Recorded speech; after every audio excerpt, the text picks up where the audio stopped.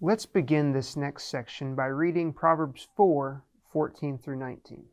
Enter not into the path of the wicked, and go not in the way of evil men. Avoid it, pass not by it, turn from it, and pass away. For they sleep not, except they have done mischief, and their sleep is taken away, unless they cause some to fall. For they eat the bread of wickedness, and drink the wine of violence.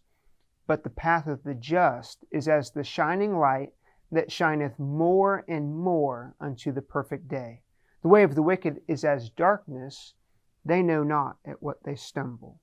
Here, in the next 6 verses of Proverbs chapter 4, we find the instruction against the way of the wicked.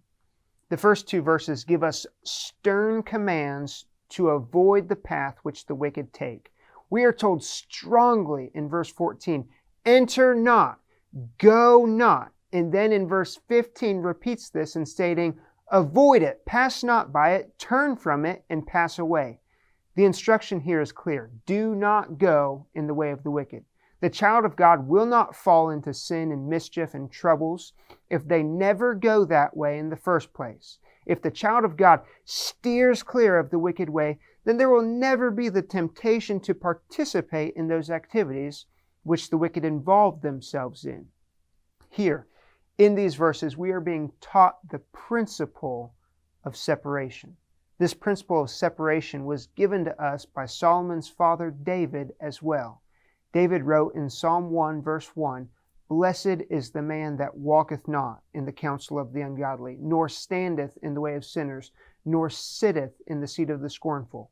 As children of God, we should not walk with the ungodly, we should not stand with sinners, and we should not sit with the scornful. Here in Proverbs, Solomon speaks with much of the same tone as David. He says, enter not into the path of the wicked. Don't walk in the same path that they walk. Don't go in their same way. The emphasis of verse 15 is clear. Avoid it at all costs. Don't even pass by it. Don't get close to it. Steer clear of that path. Turn away from it. Go the opposite way. And then Paul in 2 Corinthians 6 states the same principle in verse 17. He says, Wherefore, come out from among them, and be ye separate, saith the Lord. Verses 16 and 17 of Proverbs 4 tell us why we should avoid them. We are given a description of the ungodly. Evil men are characterized by mischief. One commentator states, they stay up all hours of the night, indulging in all manner of sin.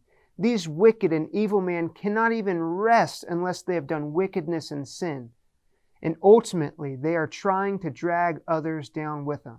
Verse 17 shows us that they eat and drink wickedness and violence. This word picture of eating the bread of wickedness and drinking the wine of violence is a picture that describes their need to partake in sin. They constantly have the desire to sin and cause mischief. Verse 18 gives us a stark contrast from the wicked to the just. The just, who are righteous and holy, they follow after God. The Bible reads, But the path of the just is as the shining light that shineth more and more into the perfect day. The path which the just man takes, it's bright, it's open, it's well lit, it's clear. This light shines brighter and brighter. One commentator illustrates this as the daybreak and the rising of the sun. Just as dawn breaks and then rises to the fullness of the noonday sun, so is the path of those that order their lives by the principles of righteousness.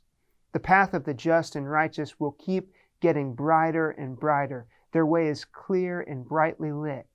But verse 19 gives us the contrast. Back to the way of the wicked, the verse reads, The way of the wicked is as darkness. They know not at what they stumble. So on one hand, we have the way of the just, which is bright and clear and visible. But then on the other hand, we now have the way of the wicked. Their way is dark, it's obscured, it's hidden. Often we'll find this contrast throughout the Bible as the righteous being light and the wicked being darkness. The wicked here are walking in darkness, and they do not see what is causing them to fall. The illustration is clear. There is stability and clarity in the way of righteousness, but the way of wicked is instability and it's obscurity. There's a clear difference between the way of the righteous and the way of the wicked. And here in Proverbs 4, We have been given the warning to avoid the way of the wicked. So we are told not to even go near it. So now the choice is left to those of us that hear this command. Will you choose to go in the way of the righteous, which is bright and clear? Or will you choose to go in the way of the wicked, which is dark and covered by sin? May we all, as children of God, choose to seek Christ and His righteousness and to avoid the way of the wicked.